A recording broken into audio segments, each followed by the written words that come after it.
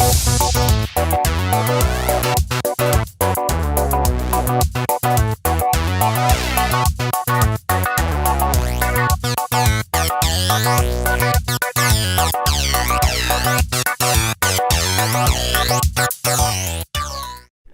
it's funny when you think about convention centers and the venues that we or others may operate around the country. Things have changed less than you might think. And when we think about a convention center, it really is a palette. It's a vanilla box. It's there to be all things to all people, whether it's a huge, Fortune 50 corporation or a national association, high tech, low tech. So when we look at our facilities and what's different today versus, say, when I started with our company almost 20 years ago, the design isn't changing too much because it still needs to be, in some ways, all things to all people. And the technology needs to be so fluid that, I'll give you an example. We do a lot of operations design consulting when a city is building a new venue or expanding or renovating, and we have a team of people that will go in and sort of be the conduit for our company, sort of put the eyes of the operator into the room with the architects and the end user clients around these design charrettes. And we had a gentleman that worked for us for years. I'll never forget when people would ask him what technology to put in. In the old days, is it Cat 4, Cat 5, Cat 10? And he would hold up his hands like this. And they'd say, well, what's that, 0? No, it's not 0, it's an empty pipe. Because the minute you commit to a technology in a venue, it's out of date. There's obvious things like Wi-Fi and connectivity and things that you need to have coverage for. But the venue does need to serve a lot of people in a lot of different ways for a very long time. So we try to just build in flexibility, and not only to the way that the buildings are designed and built, but to the way that we operate them. You can't deal with a Fortune 50 company the same in the ways you're dealing with a not-for-profit or with a competitive event, kids tournaments that are coming in. So in some ways it's changed less than you might think. Then we leave it to meeting planning companies like Experient and technology companies and others to make sure and make use of what's the highest and best and most available and necessary for the event, using the venue as a backdrop.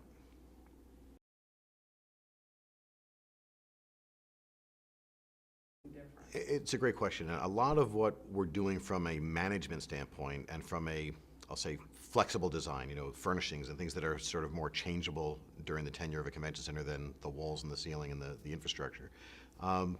It's very clear that with millennials and with older than millennials like me, people, there is a Starbucks mentality. People are looking for pods and people are looking for congregational areas and work groups. And we're seeing it, we've got some great venues out there, and again, these are municipally owned venues, so a lot does have to do with budget and timing. Our facility in Long Beach, California, they've rethought about how to design their facility. You go into some meeting rooms and there are chandeliers. There's a huge restoration hardware headquarters and outlet up the street, and literally our client from the city and our general manager go to Restoration Hardware and find furnishings and fixtures and things that make it a more livable and conversational and endearing environment than just stackable chairs lined up in a hallway because the meeting planner says we need people to be able to sit in the hall, and convention centers don't have places to sit. In the venue we're in today, here in Cleveland, we've got seating areas and pods and couches and things where people can congregate, grab their coffee, grab their tea, and sit together. They've done a lot of amazing things out there, but when an event organizer comes in and when an experienced person comes in with a client, and you walk into a venue like that, and all of a sudden you're seeing hutches and you're seeing high-back Victorian chairs and things that are just different, you go home and say, all right, I remember where I was today. And it goes back to some of the other origins. We look at food in the same way. Food, everybody wants locally sourced food. Everybody wants farm-to-fork food. And those are the types of things that for years we've been trying to say a convention center should not feel the same in San Francisco as it does in Mobile, Alabama, as it does in Detroit or anywhere else. They should feel modern and functional, but you should get something from the local. I mentioned Detroit. In Detroit, they put in a Motown cafe, home of Motown. We literally have a Supreme-style trio that sings, and it's not a cost to the client. But you're in the home of Motown. Why shouldn't you know that if the only thing you're there for is your convention? You've flown into Detroit, you go to the venue, you go home. We don't want people to just remember Cobo Center. We want them to remember what's important about Detroit. Shinola, it's a classic American brand. They make everything from leather goods to watches. They sell them in Nordstrom's around the world, but they are a Detroit brand. There's a whole made in Detroit shop in the middle and a Shinola feature because it is a hometown brand.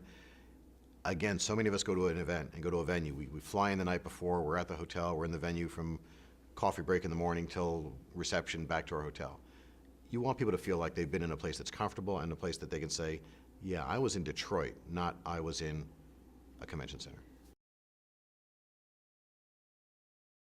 There's no question that it's higher. And again, I think probably the front end of it was the food. I mean, it's something that we have focused on for many, many years. Since we started doing food 20, 25 years ago.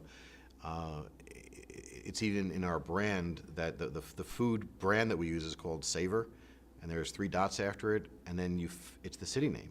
So it is Savor South Bend, Indiana, or Savor San Francisco. And it's not just the brand, it's everything that comes behind it. And I think that that's what's flowed through all these other things that I'm talking about. It's the cuisine was I don't say it's the easy one because it's actually a difficult one if you're dealing in huge numbers and a huge number of facilities, whether you're us or anybody else. You need to deal with procurement issues and purchasing and everything else. But again, the clients, the first venue we ever served food in was in San Francisco. And there's an old story, she was mayor at the time, Dianne Feinstein, who's now, of course, a renowned senator, came to us and said, we can no longer have people come to the great city of San Francisco, one of the best dining towns in the world, and come and have institutional food.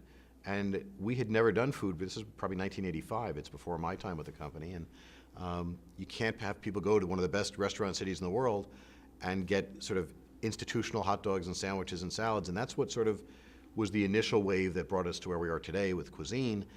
And then in working with designers and architects and event organizers, it's now flowing over to the environment. How can you be flexible?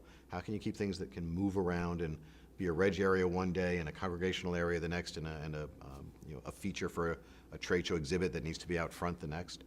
But these comforts and these things that people can go in and sit in a comfortable chair, interact with their peers, it is kind of a new wave, and some people think it's just too hard to tackle or too expensive to tackle, but I guarantee you that there are ways to do it on any budget, whether you're doing it on a temporary basis for the event or you're doing it on a long-term basis for the venue.